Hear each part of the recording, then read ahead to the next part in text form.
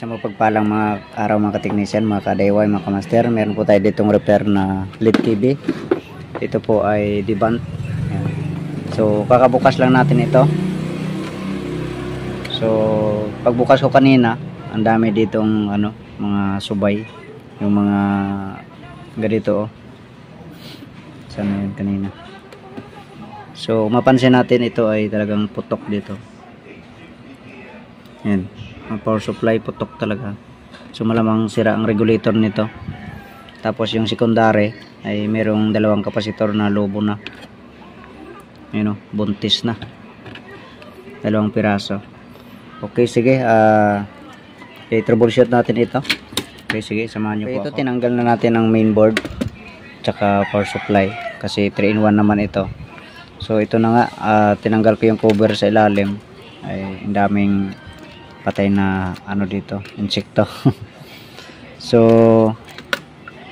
linisin natin ito, tapos tanggalin natin itong heatsink para i-trace natin kung pwede pa siyang mabuhay. Ito, tanggalin natin ito. Okay, ito natanggal na natin ang regulator, ang heatsink nya. So chinek ko siya, ay grounded talaga. So itong anyang PWM ay putok na rin. Ayan, may sunog. Kaya yung connection nga dito so may snubber siguro to. Hindi papunta itong optocoupler, yung auxiliary. So open din. Sunog talaga yung copper. So ayan, yung resistor sunog na rin. Kaya i-check na lang natin itong bridge na itong individual na diode rectifier kung may sira dito. Tapos ang gawin na lang natin ngayon ay magamit na lang tayo ng module. Gamit na lang tayo ng 4 wires ito. So mamaya tuturo ko na lang kung paano ito mag-install. So i-testing natin. Tatanggalin ko ang nito, ang PWM, ihang na lang. Tapos ang ititira natin ay ang kanyang snubber, itong diode. Ayan, itong diode at saka yung resistor. So papunta yan sa sa B+. Okay, tingnan ko lang.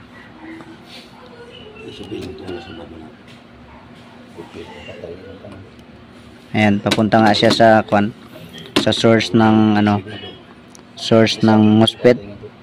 Ayan, tapos papuntang ground din yata to. Ayan.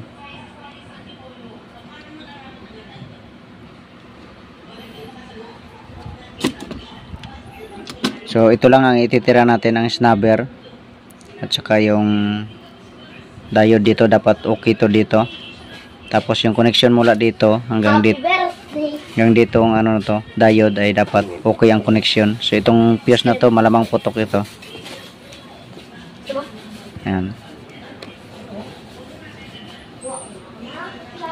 So gamitan na lang natin ang 4 wires. Okay, ito na check na natin mula dito. So na trace na natin dito mula sa fuse hanggang dito.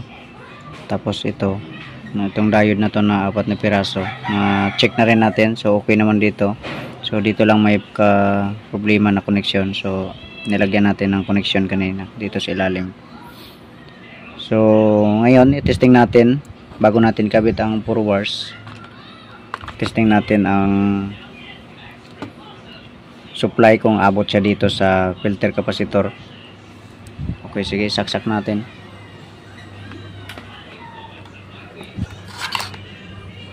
Okay, ito. Ayan. Tapos ito yung tester natin. Check natin kung abot dito yung supply. So ayan, meron na. Ayan meron na siyang supply. So itong na lang, module ang kulang.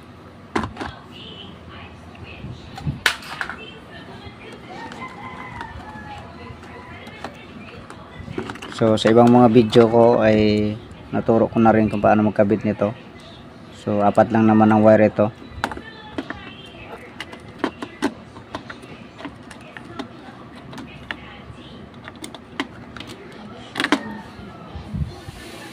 Okay, so itong pula ay dito sa source. So itong power supply kasi nito ay flyback type ito. So kapag flyback type ay ang supply niyan mula sa filter capacitor, ito yung ano, B+. So papasok yan siya dito sa ano, dito, tumagos siya dito, tapos pumasok siya sa coil, tapos ang out ng coil papunta sa source ng MOSFET. Ayan. Okay, so ikabit natin ito dito pula sa source, tapos itong black ay dito sa ground, sa negative ng filter capacitor, tapos yung dilaw sa secondary dito sa B+, dito, tapos ang blue ay sa ground dito sa secondary. So kunan ko na lang video mamaya pag nakabit na. So sa mga baguhan, huwag natin kalimutang i-discharge yung capacitor bago magkabit ng 4 wires. So ito i-discharge natin.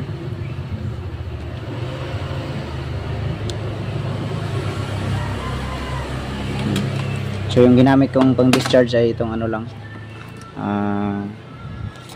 soldering gun, yung pang glue stick. Okay, check natin kung may supply pa na natira.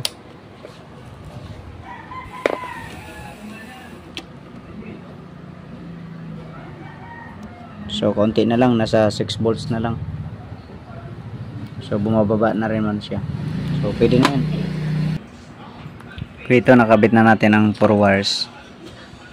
So ayan, yung pula dito sa source ng MOSFET, tapos yung black eh dito sa ground. Ayan o, may connection ng capacitor. Ayan. Tapos yung dilaw dito sa B+ sa secondary sa 12 volts. Ayan. Tapos yung blue ay dun sa ground.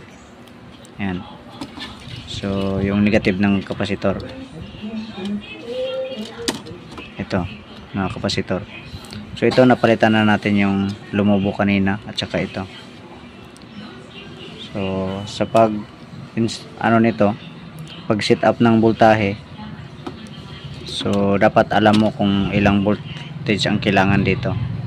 So kung 12 volts ang kailangan niya, eh dapat ay ma-set natin sa 12 volts. So dapat ay paikutin lang itong trimmer.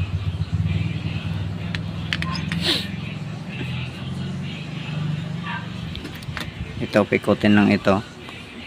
So pag magpaikot tayo nito, pwede namang habang nakasaksak tapos hawakan dito at saka paikutin, pero dapat ingat lang kasi ano to, talagang danger to dito, mataas ang mga voltahe, kaya baka makuryente tayo.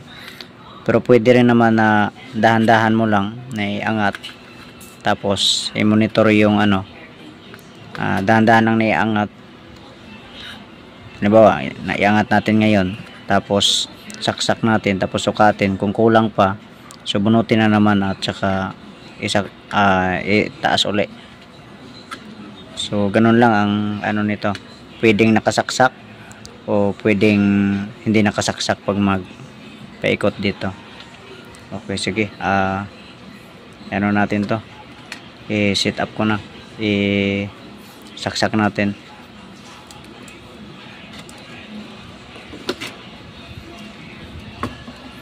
So kagaya nito ay dito yung settings niya. So saksak, pwede natin saksak ito. Ayan. Okay, saksak na natin.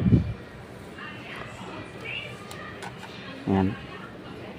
Tapos ito, digital ang gamitin natin para sigurado yung sukat ng voltahe.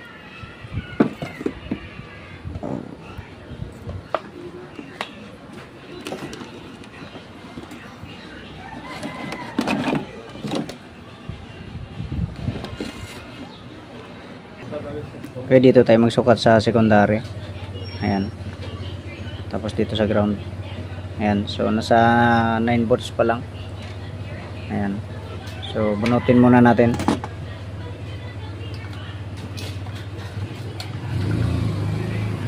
Tapos, iangat ulit ito.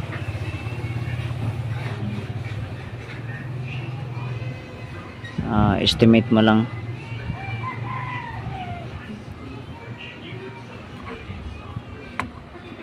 Ayan.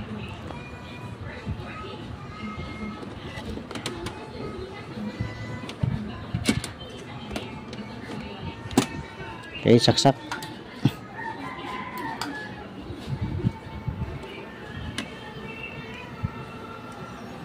Ayun, 11.26. So, kulang-kulang pa. Okay, bunot. Okay, angat natin. 12.5, okay na yan. Okay, saksak.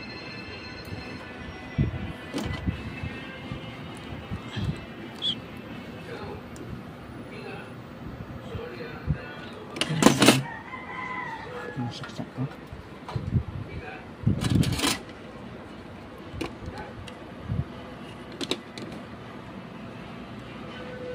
Ayan. 2.2. Okay, dagdagan natin.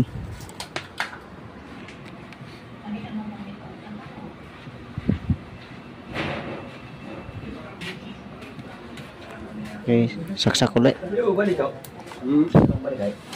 Naga. Ayun na. Ayan. 12.8. So, okay na yan. Okay, balik na natin dito. Testing natin. Okay, ito na. Balik na natin. So, ang regulator ay dito na lang natin kinabit. So, mataas pa naman ang clearance sa ilalim. So, hindi naman magka-cause ng grounded yan. Okay, sige, saksak natin.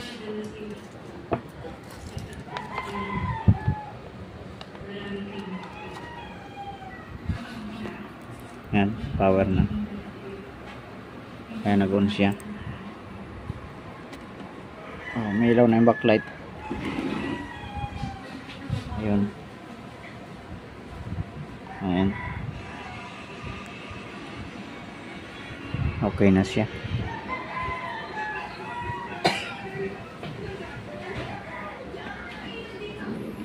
So, pwede na siyang obserbaran. Okay, sige. God bless po sa inyong lahat. Nawa po ay may nakuha po tayong aaral sa video ito.